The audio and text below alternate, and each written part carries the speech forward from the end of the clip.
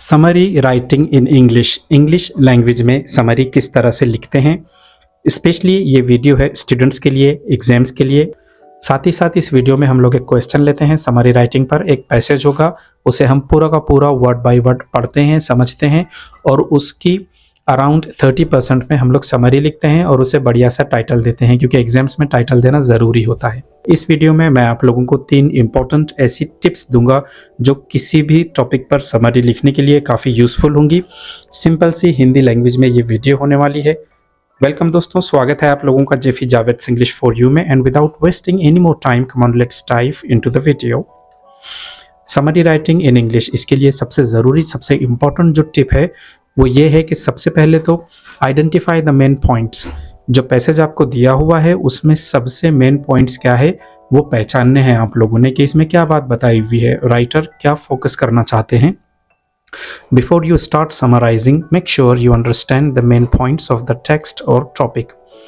ऐसे ज़रूरी नहीं है कि समरी के लिए जो पैसेज दिया गया है वो 100% आपके समझ में आएगा। ऐसे ज़रूरी नहीं है, कुछ वर्ड्स आपके लिए डिफ़िकल्ट हो सकते हैं, आप उन्हें समझ नहीं पाओगे, लेकिन फिर भी पैसेज को पढ़ना है और जितना आप उसे समझ पाओ, अंडरस्टैंड कर पाओ, उतना अंडरस्टैंड करना है।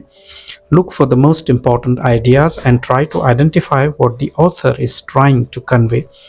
सबसे पहले ये देखना है कि ऑथर क्या कहना चाहते हैं, क्या आइडिया है, क्या पॉइंट्स है जो ऑथर कहना चाहते हैं। Once you have a clear understanding of the main points, और एक बार आपको समझ में आ जाए कि मेन पॉइंट्स क्या है यहाँ पर, यू कैन स्टार्ट समराइजिंग। तो आप समरी लिखना स्टार्ट कर सकते हो। दूसरी टिप ये है, keep it concise. Summarising is all about reducing the text to its essential points. सबसे इंपॉर्टेंट ये है कि आप समरी को 1/3 में लिखते हो।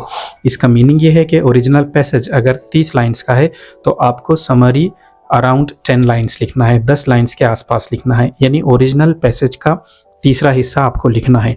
तो आपको कुछ चीज़ों को जो इम्पोर्टेंट नहीं है छोड़ना पड़ेगा, कुछ पॉइंट्स को स्किप करना पड़ेगा जो यूजलेस हैं। So keep your summary brief and to the point. तो समरी क्या करते चलना है, पॉइंट्स को कम करते चलना है। Avoid including unnecessary details and focus on the most important information.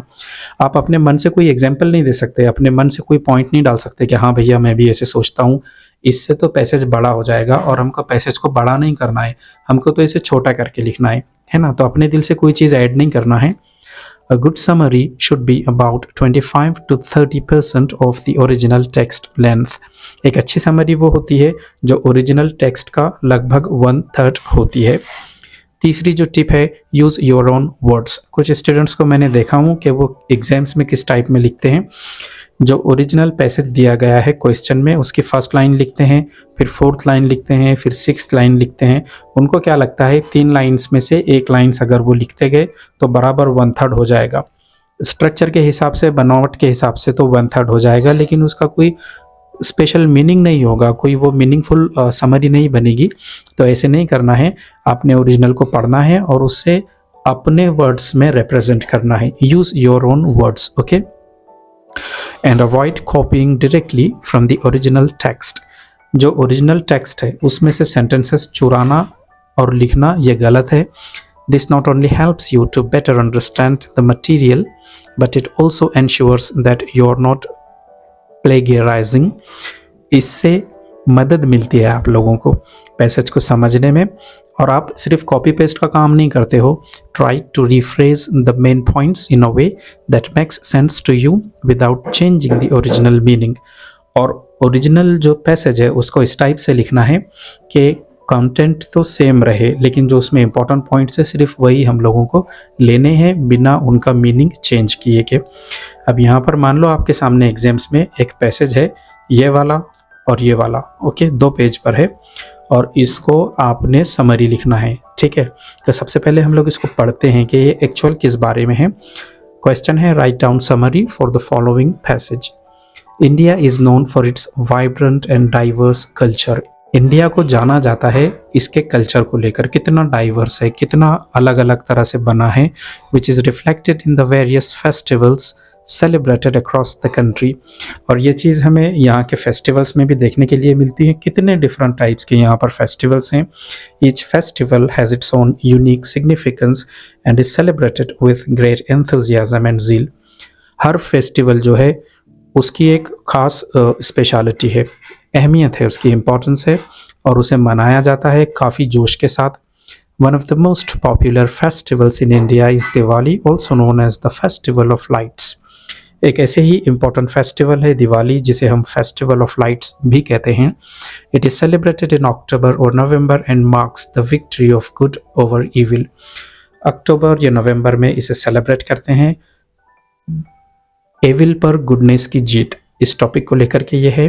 People light Diya's lamps, लोग दिए जलाते हैं, and candles, decorate their homes, exchange sweets and gifts, एक दूसरे को स्वीट्स देते हैं, एंड एंजॉय फायरवर्क डिस्प्लेस, और वो फायरवर्क वगैरह का डिस्प्ले करते हैं। Another important festival in India is Holi, also known as the festival of colors. एक दूसरा फेस्टिवल होली है। It is celebrated in March and signifies the victory of good over evil in the arrival of spring.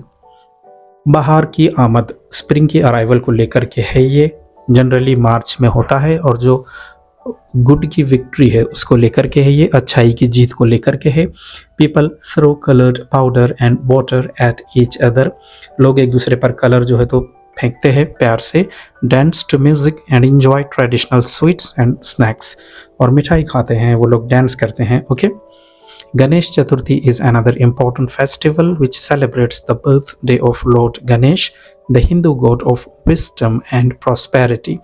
Ganesh Chaturthi ये एक और important festival है जिसे celebrate करते हैं एक बर्थडे के तौर पर लॉर्ड गणेश के, और it is celebrated in August और September and involves the installation of clay idols.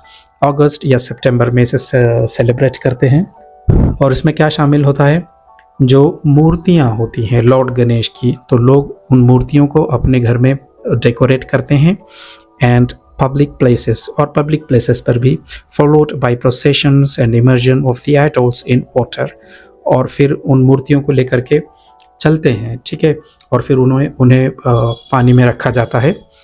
Other major festivals in India include Durga Puja, Eid ul Fitr, Christmas and Guru Nanak Jayanti among others. काफ़ी और फेस्टिवल्स हैं जैसे कि दुर्गा पूजा हैं, ईद उल फित्र हैं, और क्रिसमस है, गुरु नानक जयंती है, अमंग अदर्स और भी हैं। Each festival is unique in its own way and brings people together in a spirit of celebration and harmony. अब देखो, ऐसे ज़रूर होगा कि इसमें कुछ ऐसे वर्ड्स होंगे, फ्रेजेस होंगे जो आपको समझ में नहीं आएंगे, तो वहाँ पर रुक नहीं जाना है कि अब now I can not right it. उन वर्ड्स को, उन फ्रेजेस को छोड़ दो जो आपको समझ में नहीं आए। एक सरासरी मोटा मोटा हमारे क्या समझ में आया है कि इंडिया में जो फेस्टिवल्स सेलिब्रेट होते हैं उसको लेकर के ये है, जैसे कि दिवाली है, जैसे कि होली है, जैसे कि गणेश चतुर्थी है, और भी कुछ फेस्टिवल्स हैं जैसे कि ईद उल फित्र, किस तरह से लोग उन्हें सेलिब्रेट करते हैं ये है। और जब हम समरी लिखते हैं तो एक अच्छा टाइटल देना ज़रूरी होता है, तो इस पूरी की समरी हम हमारे वर्ड्स में कैसे लिखेंगे, ये रहा आपके सामने आंसर। सबसे पहले हम टाइटल देते हैं फेस्टिवल्स ऑफ इंडिया। ये एक ठीक ठाक टाइटल है क्योंकि इसी को लेकर पूरा का पूरा पैसेज है। India is famous for its diverse and vibrant culture. India अपने कल्चर को लेकर के फेमस है जो कि काफ़ी डाइवर्स है, काफ़ी डिफरेंट टाइप का है। Reflected in various festivals celebrated across the country, और ये पूरी की पूरी कंट्री में फेस्टिवल्स सेलिब्रेट होते हैं, उसमें दिखता है। Diwali, known as the festival of lights, is celebrated in October or November and symbolizes the victory of good over evil. Diwali, जिसे अक्टूबर या नवंबर में सेलिब्रेट करते हैं, बुराई पर अच्छाई की जीत इसको लेकर के है। Holi, the festival of colours, is celebrated in March and signifies the arrival of spring. Holi भी एक फेस्टिवल है जो कि कलर्स का फेस्टिवल है, मार्च में वो सेलिब्रेट होता है। देखा आपने किस तरह से हमने जो कंटेंट थी उसको रिड्यूस किया है, लेकिन इंपॉर्टेंट चीज़ें यहाँ पर हमने बताई हैं। दिवाली एक फेस्टिवल है, होली एक फेस्टिवल है, ये कब सेलिब्रेट होते हैं। Okay, Ganesh Chaturthi celebrates the birthday of Lord Ganesh, the Hindu god of wisdom and prosperity.